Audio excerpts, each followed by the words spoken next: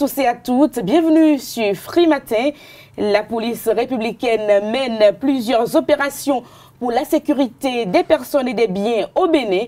Nazaire Rounouk réfléchit à toutes les options pour permettre aux paisibles citoyens d'être en sécurité au pays. Sur toute l'étendue du territoire national, les réformes sont perceptibles. Des moyens roulants, flambants, neufs sont mis à la disposition des policiers. Des abris confortables sont érigés aux abords des routes pour permettre aux hommes en uniforme d'accomplir donc leur mission républicaine en toute sérénité. Cependant, il y a quelques couacs, des policiers radiés. On parle de règlement de compte, la police républicaine face aux citoyens.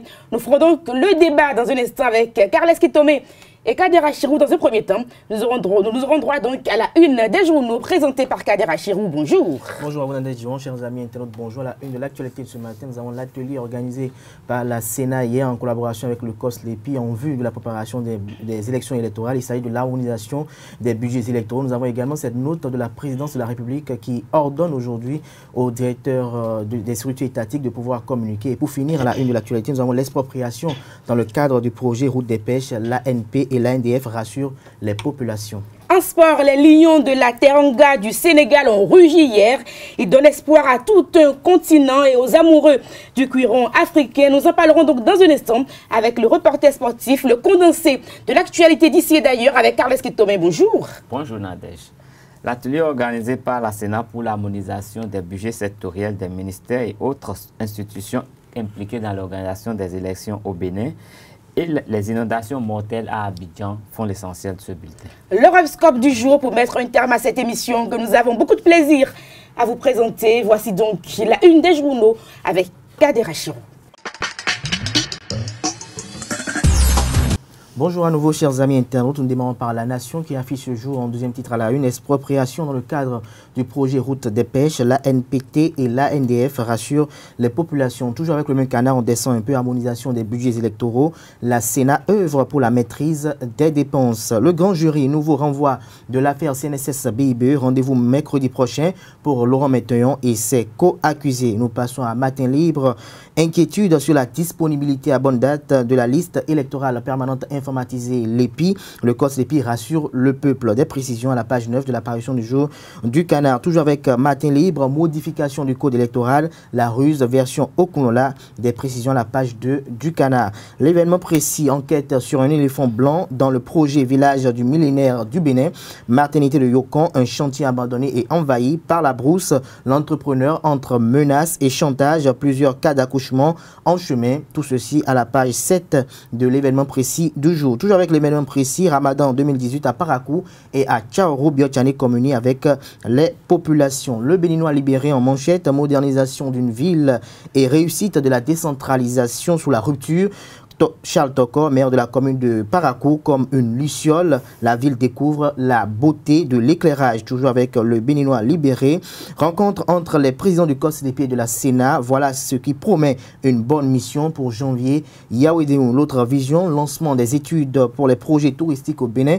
Un pas de géant vers la concrétisation de la vision de Patrice Talon, le chef de l'État, fidèle à son discours de la tribune de l'UNESCO. Toujours avec l'autre vision, validation du rapport national d'évaluation des risques de blanchiment de capitaux, une véritable prouesse pour le président Thomas Azando-Sessi. Bénin Intelligent, séminaire des députés et personnalités politiques, tous pour la réforme du code électoral. Toujours avec le canard Bénin Intelligent, grands travaux du programme d'action du gouvernement bénin révélé, la transformation du tourisme béninois engagé. Le routier à présent, remise des travaux architecturaux pour les sites touristiques du Bénin, le fort français portugais, la route des pêches et la route des esclaves, bientôt réhabilitée. L'ambition du chef de l'État se concrétise. Conférence de presse du président des vendeurs d'essence, Harry Asogba, face à la presse ce jour, nous annonce le routier. Toujours avec, nous passons au quotidien Le Matin, mise en œuvre du programme d'action du gouvernement bénin révélé, la révolution du secteur touristique démarre. Toujours avec Le Matin. Pour vol sur mineur, le sieur Paul Ronconti écope de 6 ans de travaux forcés. Nord-Sud quotidien à présent, mise en valeur du patrimoine culturel et bientôt rapatrié. Le Bénin démarre la construction de plusieurs musées. Diakpata, révolution touristique sous talon. Les sites de Ouida, Porto Novo, Alada et Abomey, bientôt réhabilités. Toujours avec le quotidien Diakpata. Conférence internationale des ministères de la Santé et des technologies de l'information et de la communication en Afrique. Le Bénin s'engage à relever les défis de e-santé. L'Afrique en marge, affaire CNSS BIBE, Cotingan, un proche de talon, enfonce le clou. Le procès renvoyé au 27 juin prochain. Le confrère de la matinée, nouveau code électoral en étude au Bénin. Le Parti communiste du Bénin PCB alerte sur le complot en préparation contre le peuple béninois. Les pièges d'un code électoral personnalisé, la caution pour les présidentielles passe à 100 millions de francs CFA. L'opposition politique réservée, la mouvance force toujours la porte. Le potentiel démarrage en vue des projets touristiques sous la rupture. Un Bénin à économie du tourisme en construction sous Patrice Talon. Nous restons avec le potentiel. Rencontre de sensibilisation des élus locaux sur les enjeux de la microfinance. Modeste Toboula, préfet du département du Littoral, lance la traque contre les structures illégales d'épargne. Le matinal, organisation des élections électorales. La Sénat et le COSLEPI échangent sur les dispositions pratiques. Toujours avec le défi d'une génération, gros dossier de la République. La justice fait trembler les grands. Le procès de Laurent Métaillon reporté au 27 juin prochain.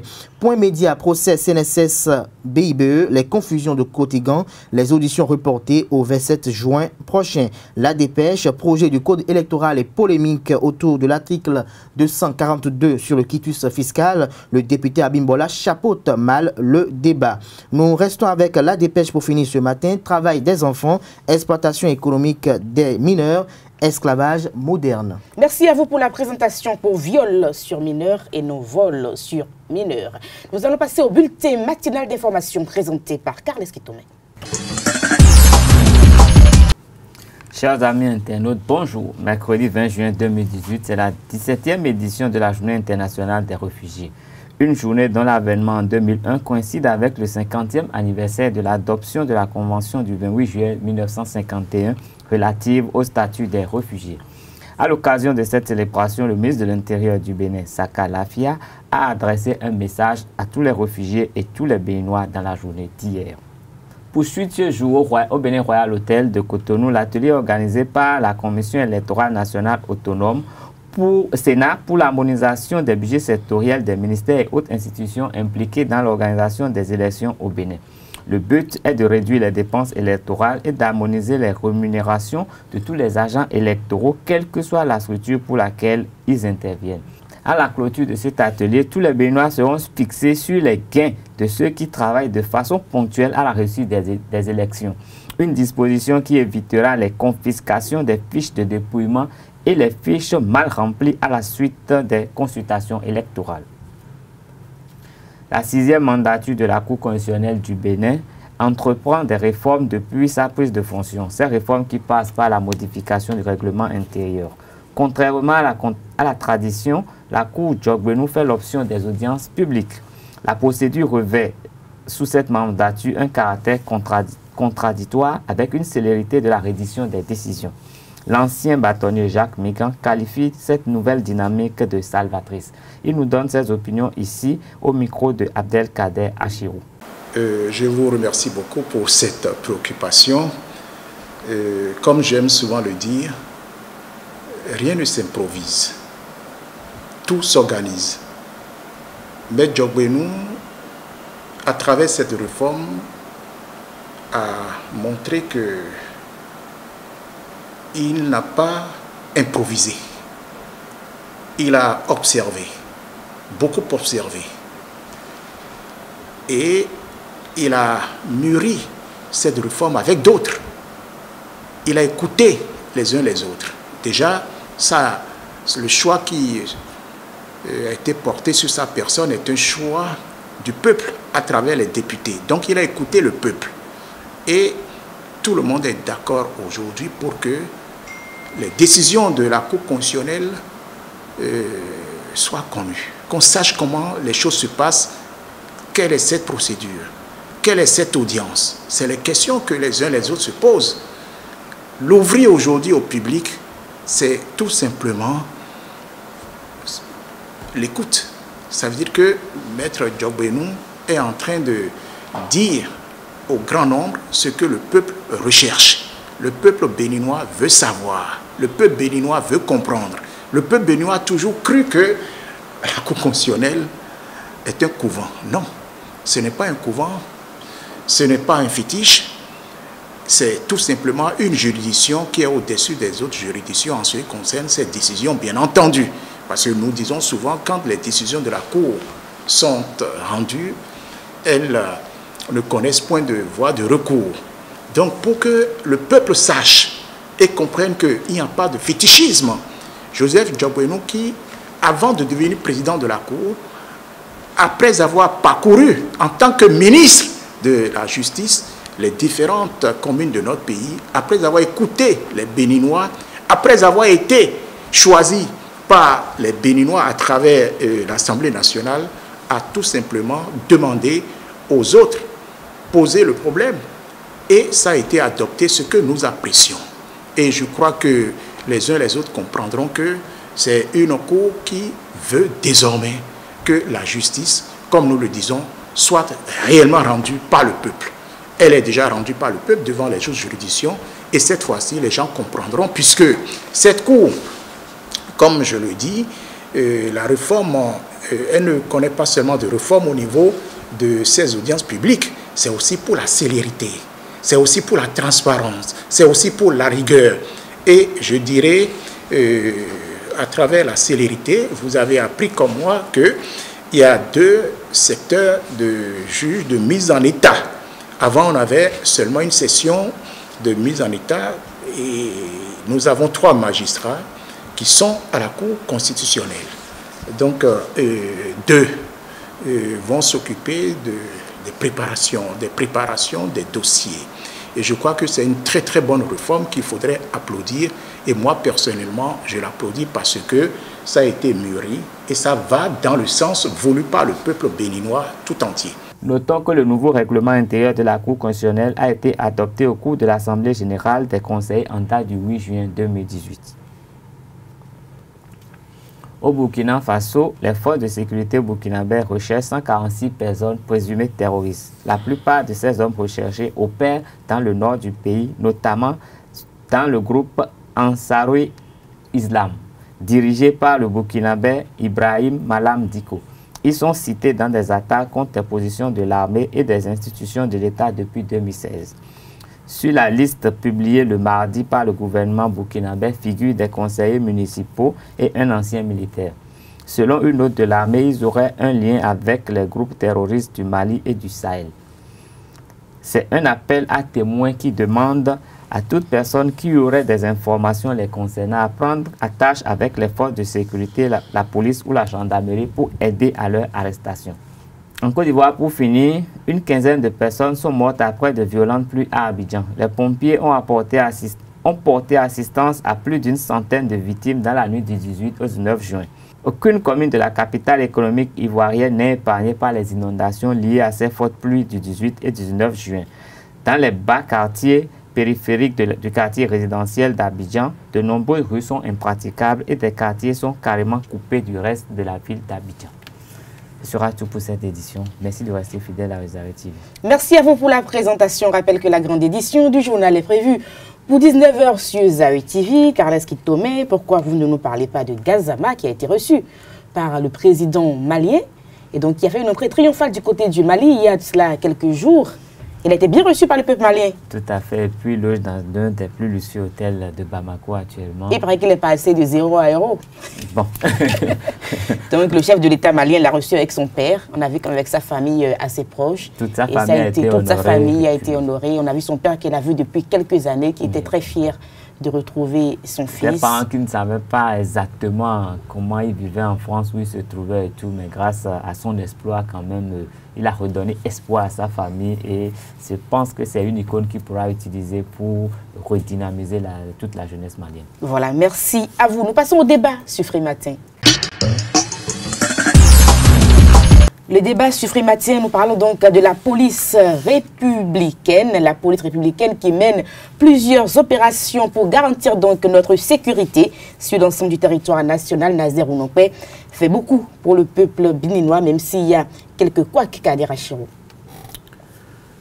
Depuis l'avènement de la police républicaine, nous pouvons quand même dire qu'il y a une véritable avancée sur un peu les conditions de vie et de travail de ces agents qui assurent jour comme de nuit la sécurité des paisibles populations béninoises. Nous avons constaté quand même l'érection de quelques cabines qui proviennent d'une structure de la place qui est en partenariat avec la police républicaine en vue de pouvoir protéger davantage ces agents qui parfois, en raison des intempéries naturelles, parfois sont exposés à des risques qui pourraient quand même avoir des défections sur leurs conditions de vie ou sur leur santé. Nous avons également, au-delà de cela aussi, des primes qui sont quand même concédées à une certaine catégorie d'agents sur le terrain pour essayer un tant soit peu de pouvoir leur ôter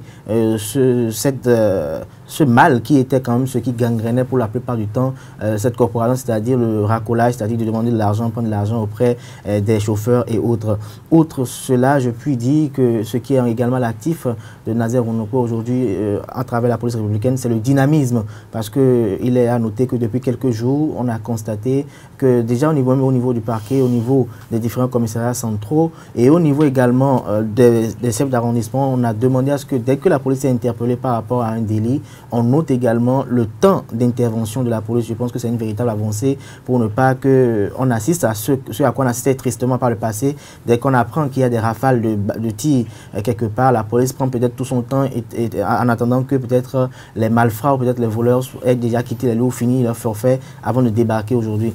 Et je pense que l'autre avantage, c'est la fusion de la police et de la gendarmerie qui par le passé étaient toujours perçus comme des chiens et chats qui ne partageaient pas la même vision parce qu'ils n'avaient pas reçu par le passé la même formation. Aujourd'hui, tout est harmonisé et je crois que cela augure de la volonté du chef de l'État de vouloir un temps soit peu imprégner une bonne dynamique aux forces de défense et de sécurité pour garantir une sécurité agréable aux populations béninoises. On avait un tout petit peu peur de la fusion, car Carles Kitomé, aujourd'hui, tout semble bien se passer. Il y a même et puis les policiers ont de meilleures conditions de travail. C'est déjà une avancée également. Oui, ben, tout à fait. L'idée de fusion n'est pas tout à fait nouvelle parce que, vous savez, il y a beaucoup de pays aujourd'hui où il y a une seule force qui s'occupe de la sécurité. Le Bénin a eu l'ambition d'en arriver là depuis des années. Ça n'a jamais marché. Mais avec la détermination du président Talon, cela a pu se faire. C'est vrai que c'est sans grincement de dents, mais la fermeté a conduit à ce que nous avons aujourd'hui. Sans grincement de dents apparent. Ah oui, parce que vous savez, les hommes en uniforme, on peut grincer les dents, mais voilà, c'est très contrôlé, très maîtrisé à ce niveau. Donc, quand même, avec la fermeté du chef de l'État, on est quand même passé à cette police républicaine. La police républicaine, c'est fait des hommes qu'on appelle des gardiens de paix. Et le président a également décidé que les gardiens de paix soient sur le terrain, non plus dans les commissariats, qu'ils soient là, qu'ils aient des moyens roulants pour qu'à chaque fois qu'on leur demande d'intervenir, qu'ils ne demandent pas de payer 5 000. Et ainsi, ça a permis aussi de réduire le rançonnement. Le rançonnement en ville et sur les arts routiers. Aujourd'hui, vous pouvez voyager de Cotonou jusqu'à la frontière de Ila-Kondi sans avoir affaire à des policiers qui vont prendre 300 ou 500 francs ou en fait aux chauffeurs, et vous pouvez voyager en toute sérénité. Et déjà en ville aussi, on a vu dans toutes les capitales du monde, on voit à chaque carrefour important, il y a des policiers qui sont là et tout. Au Bénin, on n'a pas vu ça pendant très longtemps, mais avec ce pouvoir qui nous a permis d'avoir la police républicaine, mais même un peu avant, on a vu que depuis un certain temps, à chaque carrefour, il y a les policiers qui sont là, qui sont présents. Et nous avons... contre le port des casques, ils obligent quand même les motocyclistes à fermer. À respecter quand même le code de la route. Ils portent le casque, mais en général, ils ne ferment pas en fait. Oui. On les a vus quand même. Ils nous obligent à respecter le code de la route. Et pour garantir notre sécurité. Au carrefour également, leur présence réduit un peu les cas de gens qui brûlent les feux, qui ne respectent pas les feux tricolores. Et qui peuvent mettre en danger les autres usagers. Tout à fait. Donc, il y a beaucoup de choses vraiment positives que nous pouvons mettre à l'actif de la police républicaine. Mais ce n'est pas que la police républicaine, il y a aussi les grands patrons de la police républicaine, il y a le ministère qui coordonne tout ça, il y a le président de la République. Mais il faut noter un fait important. Nous savons que pendant longtemps, les primes des policiers, sinon des agents qui sont sur le terrain, ont été confisquées. Vous allez sur un terrain glissant. Ont été confisqués par les patrons. Oui. Les informations ont circulé, mais avec les nouvelles dispositions, il n'y a plus de primes qui transitent par le commissariat ou par les mains du patron. Les primes sont reversées directement directement sur le salaire et cela se mentionne sur la fiche de paye. Donc ça limite quand même des cas de frustration et qui permettent aux hommes de terrain de pouvoir jouir du fruit de leur travail. Et tout cela est positif et nous espérons que c'est une motivation supplémentaire pour les hommes en uniforme qui vont devenir vraiment les amis du peuple, parce que vous savez, pendant longtemps, les gens ont pris des policiers, la police comme des adversaires. On dit à un feu rouge, quand on le voit, c'est comme si c'est une menace et tout, mais on ne les a pas aimés. Et je crois qu'à partir d'aujourd'hui, il faudrait qu'on commence à les aimer, comprendre leur utilité et à les prendre plus au sérieux, parce qu'ils nous aident. Aujourd'hui, la police a quitté les banques pour se mettre à notre service, donc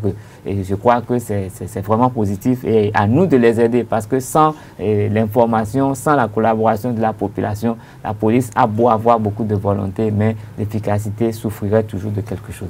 Et puis on a vu un tout petit peu la lutte contre la cybercriminalité, la police républicaine qui a bien joué donc sa partition, mais il y a quelques couacs, il y a des policiers qui sont radiés, donc il y a des grincements de dents au niveau de la police républicaine, Kadira Chirou. Des grincements de temps, il y en aura toujours, parce qu'on ne peut pas être content du moment où il y a eu un changement de dynamique au niveau de l'impulsion qu'avait quand même ce corps. Après, il y a eu la fusion qui n'a pas été quand même, c'est vrai que la pilule a été amère, mais elle a été difficile à avaler. Mais au-delà de cela, il faut noter quand même qu'il y a toujours eu des agents indélicats. Il y a toujours des agents qui ont voulu profiter de leur avantage, de leur prérogative ou du fait qu'ils soient policiers ou de l'uniforme qu'ils ont. À telle enseigne qu'on a constaté par le passé, jusqu'à un passé récent, une certaine harmonie, du moins décriée, une accointance à la limite incestueuse entre des policiers et des gens qu'on pourrait qualifier de hors-la-loi. À des moments donnés, on a constaté que même quand on voyait la police aller arrêter des gens chez eux, c'était au sein de la police elle-même qu'on essayait de donner l'information aux intéressés pour que ces intéressés puissent échapper à la police ou bien puissent prendre la clé des champs. Donc je pense qu'à ce niveau donné, qu'ils soient relevés de leurs fonctions ou bien qu'ils soient même radiés, c'est un fait qui doit être peut-être douloureux, mais porteur d'avenir pour le pays. Au-delà de cela également, je pense qu'à l'actif de ce régime, parce que je ne dirais pas la police républicaine, puisque la police républicaine est une initiative du régime, nous avons également le fait qu'aujourd'hui, le commissaire n'est plus aujourd'hui le patron tout-puissant, qui peut rester dans son commissariat, venir au boulot sans porter son uniforme, venir en tenue qu'il veut, mais aujourd'hui, le commissaire, c'est celui qui chausse aussi les gendarmes, et les rangers plutôt, c'est celui qui va aussi sur le terrain pour être aussi opérationnel. Et je pense que cela a permis aujourd'hui à telle enseigne que nous ne pouvons plus observer sur nos routes les interventions tous azimuts. Dès que vous êtes parent à un commissaire et que vous êtes dans une infraction, automatiquement le commissaire intervient parce qu'il est juste du corps. Et nous ne pouvons plus aujourd'hui observer à travers ces diverses réformes aujourd'hui certaines affinités qu'on a eu à constater par le passé, certains débordements, je qualifierais peut-être ça d'outrage peut-être, mais c'est un débordement que certains policiers avaient eu à observer du fait qu'ils étaient policiers et qu'ils pensaient qu'ils étaient des rois. Et aujourd'hui, nous avons eu quand même les choses qui sont rentrées dans les normes et nous pensons que cela reste et demeure périn pour le bonheur des populations béninoises, mais également pour le bonheur de ces policiers et gendarmes. Qu'est-ce qui tombe? Oui, ben, je dirais que la collaboration de la police avec les supposés hors-la-loi, les anciens repris de justice, ou même des gens qui ont des activités très peu recommandables, n'est pas encore une mauvaise chose, dans la mesure où cela est toujours à l'information. Et donc, je crois que la police républicaine a pris la mesure des choses et qu'aujourd'hui, on essaye... En fait, ils se mettent beaucoup plus au travail qu'avant. On les a poussés à beaucoup travailler et ce n'est que pour notre bonheur. Et nous espérons qu'il n'y aura pas d'autres débordements. Des gens qui sont punis, c'est normal parce que quand le rythme change, quand on demande que tout le monde travaille d'une certaine façon et qu'il y a des gens qui veulent toujours se soustraire, ce qu'on leur demande, il y a des gens qui ne veulent pas laisser les anciennes habitudes avec lesquelles ils se sont fait vraiment beaucoup de richesses. C'est normal que quand même l'autorité puisse parler. C'est normal que l'autorité puisse les ramener à la raison. Maintenant, la sanction, quelle qu'elle soit, l'essentiel, c'est que ça puisse porter des fruits, que ça puisse être une indication pour ceux qui sont encore dans la police, pour qu'ils n'aillent plus à cette dérive. Merci à vous, Carles Kitomé, chers débatteurs. Merci, c'était le débat sur Free Matin, vaillant peuple béninois. Au travail donc, nous passons donc à l'horoscope du jour et au sport sur Free Matin. Les sports sur Free Matin, Larios Adiabono, bonjour. Bonjour Nadège. Alors comme je l'annonçais donc au sommaire, les Lions de la Teranga du Sénégal ont rugi hier. Donc après 4 défaites en autant de sorties pour les représentants africains, les Sénégalais donnent espoir à tout un continent. Tout à fait Nadège. le Sénégal a dominé hier à Moscou la Pologne 2-1 dans le groupe H en clôture de la première journée de la Coupe du Monde 2018. Et face à Robert Lewandowski, l'attaquant de Bayern Munich, les Lions de la Teranga ont eu de la réussite. Ils ont ouvert le score sur une frappe détournée de Idrissa Gueye par le défenseur polonais Thiago Sionescu à la 37e minute. Puis Mbayang, en opportuniste, double la mise à l'heure de jeu en profitant d'une mésentente entre le gardien de but et son défenseur Jacek Goraski. Et il faut dire que Krychowiak est venu réduire le score à la 86e minute pour les Polonais. Mais les Lions, dans la tanière, les Lions ont résisté jusqu'au coup de sifflet final. Il faut préciser que c'est leur grand retour, c'est le grand retour du Sénégal 16 ans après sa première participation au festin du football mondial. Et Sadio Mané et ses coéquipiers font aussi bien que leurs aînés de 2002, LH Diouf et Kadidou Fadiga et bien sûr l'actuel sélectionneur du Sénégal, Aliou Cissé, capitaine de l'équipe de cette génération de 2002. Mais à Cotonou, cette première victoire d'une équipe africaine en Russie redonne le sourire aux supporters. Suivez-les. Je suis très ravi, content, puisque ce que le Nigeria, l'Égypte et les autres pays n'ont pas pu faire, surtout le Maroc qui avait aussi quand même dominé jusqu'à la 93e minute avant que l'Iran lui avait mis 1-0. Et le Sénégal a pu battre le record. Il a quand même montré la peau noire des Africains, ce qui nous a vraiment, ça m'a vraiment donné du plaisir. Je suis très content. Et le foule qui était avec moi quand on avait suivi le match aussi était vraiment content. Le pays là, africain, pays africain, Sénégal, il mérite tant à. Et on est vivre nous, mais on est vivre nous même, béninois. C'est très bon, ça c'est magnifique. Ces supporters estiment qu'avec cette victoire, que le Sénégal a toutes les chances d'aller plus loin dans la compétition et même pourquoi ne pas dépasser l'étape des quarts de finale et atteindre pour la première fois les demi-finales dans cette Coupe du Monde. Et aussi 2018, cette compétition internationale. Dans cette compétition internationale pour l'Afrique. Alors cette euphorie, cette joie a été de courte durée parce qu'après, on a eu droit au match avec les pharaons de l'Égypte qui ont perdu leur deuxième match et qui sont quasiment éliminés. Mais avant, je rappelle que j'ai pronostiqué hier et que j'ai gagné mon pronostic. Donc face au Pologne, j'avais déjà annoncé ici que le Sénégal va tenir tête. Donc. Va tenir tête, mais le Sénégal mieux fait que de tenir tête à la Pologne qui est l'équipe favorite annoncée de ce groupe, je dirais, de ce groupe très équilibré. Parce que quand je compare au groupe B dans lequel est logé le Maroc, les équipes, à part la Colombie dans cette poule, qui est l'équipe favorite annoncée, le Sénégal, je parle de la Colombie, qui est l'équipe favorite annoncée de la poule. Le groupe est bien équilibré et il faut dire que avant vous avez gagné votre pronostic 7, mais ce qui donne encore plus de piquant à ce groupe H, c'est la victoire des Japonais face à la Colombie, l'équipe favorite annoncée de ce groupe, sur le score de 2-1 également. Les Colombiens ont joué pratiquement toute la rencontre à 10 parce que dès la cinquième minute du jeu, les Colombiens ont reçu un carton rouge. Donc, c'est double sanction parce que un de leurs coéquipiers a été exclu de la rencontre et les Japonais ont bénéficié d'un penalty transformé par Kagawa. Et malgré ça, ils ont revenu au score sur un coup franc astucieux d'un de leurs joueurs. Et malheureusement pour eux, lors de la seconde période, ils ont courbé l'échine sur un corner et la reprise de la tête de l'attaquant japonais a fait mouche.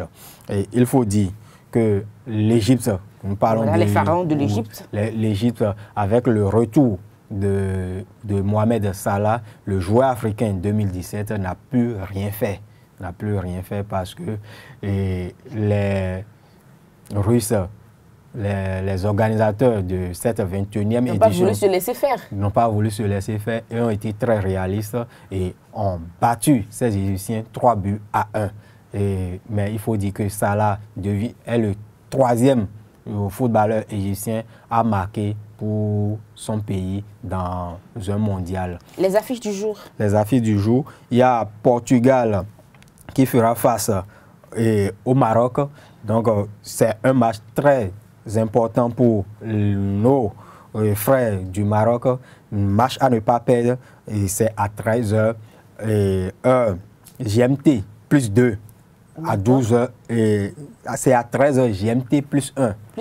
C'est heure béninoise. Et à 16h, dans le groupe A, la seconde rencontre de cette deuxième journée de la phase de poule aura lieu entre l'Uruguay de Luis Suarez et d'Edinson Cavani et l'Arabie Saoudite à 19h pour la clôture de cette journée. L'Iran rencontre Espagne à 19h. Il faut dire que on croise les bras parce qu'on a dit l'Égypte est quasiment éliminée. Il ne faut pas se leurrer. Il est vrai que ce serait difficile que l'Arabie Saoudite remporte la partie face à l'Uruguay, mais comme dans le football, c'est ce qui vient donner un peu plus de sensation à cette discipline qui est l'opium. Qui est l'opium du peuple. La surprise peut venir parce que cette 21e édition de la Coupe du Monde, depuis son entame, ne fait que révéler beaucoup de surprises. Merci à vous, Larios Adiagbenon, des nouvelles de la Coupe du Monde Russie 2018. Vous en aurez également dans la grande édition du journal à 19h. Nous allons recevoir Ruth Sodeji qui va nous présenter donc l'horoscope du jour. Bonjour à vous. Bonjour Nadège. Amis internautes, bonjour. En ce mercredi 20 juin 2018, votre énergie au travail est en hausse. Ne vous en prenez pas à tout le monde, agissez là où il faut. Ainsi démarre la prévision astrologique de ce jour par nos amis béliers. Pour les amis taureaux, ce mercredi 20 juin, toujours 2018, s'annonce dynamique et remuant. Vous aurez 1000 choses à faire et vous ne lâcherez pas prise. Pour les amis Gémeaux, toujours en ce mercredi 20 juin 2018, prendre des nouvelles dispositions à long terme pour votre avenir professionnel et à l'ordre du jour. Chez les cancers, toujours en ce mercredi 20 juin, vous saurez prendre du recul sur vos humeurs pour ne pas vous perturber vous-même. Votre fierté sera utile en sens latéral. Pour les amis lions, toujours en ce mercredi 20 juin, vous devrez éclaircir votre émotivité pour améliorer au mieux les rouages dans votre travail. Toujours en ce mercredi 20 juin, pour les amis balance, vous devez éclaircir votre personnalité par rapport à vos supérieurs pour améliorer votre travail. Pour les amis scorpions, chez les rois de la forêt, en ce mercredi 20 juin, vous allez renaître une limite à bon escient. Vous aurez raison de faire confiance à votre entourage pour faire épauler vos activités. Toujours en ce mercredi chez les amis Capricorne, les influences planétaires vous aident à mettre de l'ordre dans vos affaires de famille. Ce serait un gros souci en moins. Chez les amis Verseaux, toujours en ce mercredi 20 juillet, vous aurez l'énergie et l'élan de contester, de vous battre dans le bon sens. Attention à ceux qui vont résister. Pour les amis poissons, toujours en ce mercredi 20 juin, une exigence de calme et de repos vous mettra à fin de journée à vivre de grands moments et de savourer instantanément votre journée. Amis internautes, merci de nous avoir suivis. Passez une agréable journée. C'est la fin de votre émission matinale Free Matin. Merci à tous pour l'attention. À demain pour un nouveau numéro. Portez-vous bien. Au revoir.